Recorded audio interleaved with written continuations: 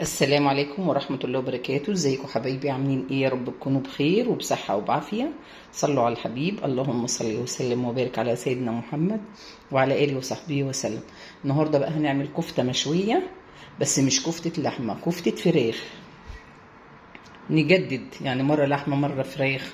بنعملها روعة وجنبها خضار مشوي، أكلة صحية جميلة. ممكن تعملي جنبها شوية رز أبيض، ممكن تاكليها كده، ممكن تاكليها بالعيش وسلطة طحينة، يعني زي ما انت عايزة. احنا هنعمل جنبها شوية خضار مشويين. هقول لكم المقادير وايه والتفاصيل. النهارده ده الخضار المشوي بتاعنا. كان عندي جزرتين قطعتهم زي ما انتم شايفين كده، وكوستين. الكميه اللي انت عايزاها اعمليها، يبقى كوسه وجزر وفلفل الوان وبصل جوليان، بصل كده مكعبات. ده اللي هنشويه وهنتبله مع بعض، وهقول لكم هنعمل ايه. هنا بقى الفراخ، كفته الفراخ. عندي صدرين فراخ قطعتهم مكعبات كده هفرمهم، وعندي وركين انا اللي خليتهم على قد ما قدرت خليتهم اهم. يبقى كده ايه يعني؟ دول بتاع كيلو الا ربع، نص كيلو، لا دول كيلو الا ربع صدور، ويجي نص كيلو كده وراك. يعني كله قول كيلو، كيلو وربع، ماشي. وعندي قرنين فلفل احمر الوان، عندي بصلايه كبيره، وخمس ست فصوص توم، وعندي حزمه بقدونس مقطعاها مخرطاها اهي.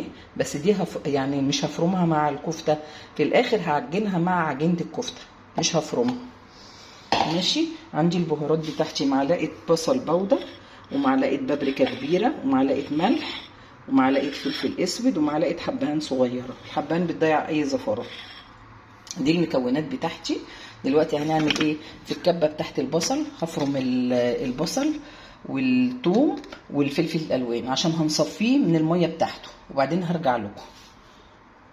هنا يا حبايبي فرمنا الثوم والفلفل والبصل وصفيناه، عصرناه قوي، وادي الميه اللي طلعت منه اهي. مش هنرميها، هقول لكم هنعمل بيها ايه، ماشي يا حبايبي.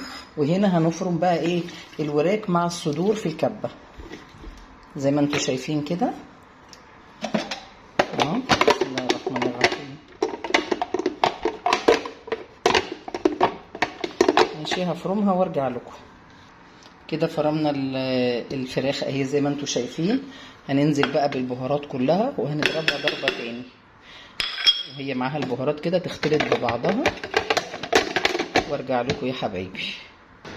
بصوا حبايبي، كده فرمنا الفراخ مع البهارات مع التوابل مع كل حاجه.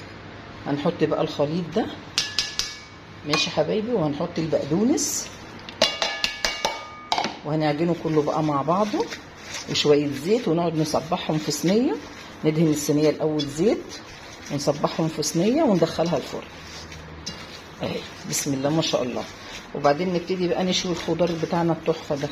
اكل صحي وجميل وتحفه، جربوها هتعجبكم قوي كفته الفراخ دي، وبتقطع كتير ما شاء الله يعني.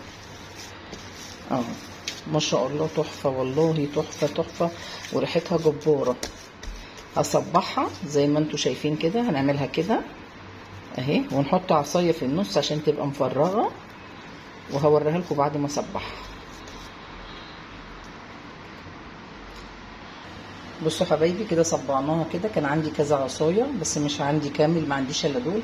عملت شويه من غير عصيان، وعملت شويه صغيرين، وعملت شويه كبار على العصيان كده زي ما انتم شايفين. وهاخد بقى الميه كده وادهن. انا مولعه الفرن بقاله ربع ساعه من ساعه ما بدات فيها، وادهن بقى الميه دي كده اهي، تطريها وتديها لون اهي زي ما انتم شايفين كده حبايبي. اجمل وصفه واحلى وصفه عند ام يوسف. بسم الله ما شاء الله يعني اهو يا حبايبي. والفرن لازم يكون سخن، والصينيه دهنينها زيت، وكل حاجه زي الفل، وشم الريحه روعه ما شاء الله ما شاء الله يعني. وصفات خفيفه ومش مكلفه، وبتقطع معاكي كميه اهو. بسم الله ما شاء الله زي ما انتم شايفين كده.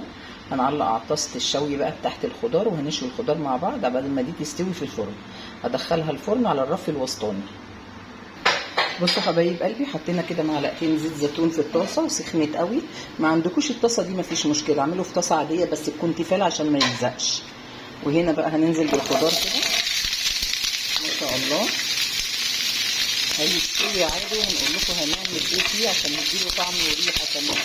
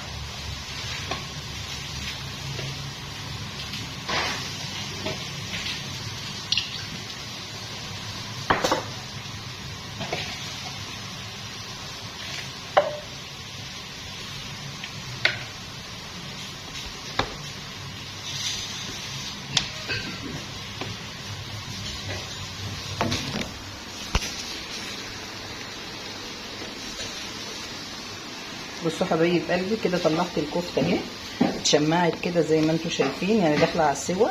حطيت معلقتين كاتشب هنا وحبه صوص من اللي احنا شايلينه اللي هي الميه بتاعت البصل والفلفل، وهندهن كده وندخلها بقى ايه تحت الشوايه تاخد ايه، تاخد لون اهو. مش بعمل حاجه من وراكم، لازم كل حاجه اوريها لكم عشان تعرفوا للامانه الحاجه دي اتعملت ازاي. كده هندخلها تحت الشوايه وارجع لكم بقى لما تتحمر. الخضار كده داخل على السوا اهو ما شاء الله اهو يا حبايبي. نبتدي بقى نبهره شويه روزماري وشويه ملح صغيرين مش كتير وحبه توم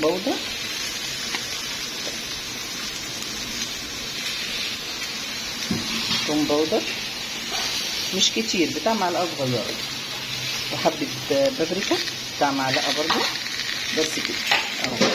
ده احلى خضار مشوي بسم الله ما شاء الله، يعني مش قادره اوصف لكم الريحه عامله ازاي اهو يا حبايبي. هندخل بقى الكفته تحت الشوايه وارجع لكم لما تخلص. كده الخضار خلص اهو، فضيناه في الطبق. هنبتدي بقى نشوي المشروم. هنحط معلقه زيت زيتون اي زيت عندكم، وهننزل بالمشروم بسم الله الرحمن الرحيم، ومعلقه صويا صوص غامق. ما عندكيش ما تحطيش مفيش مشكله اهو مش كتير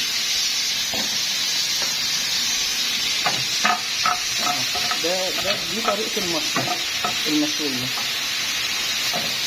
ورشه ملح بسيطه وخلاص على كده.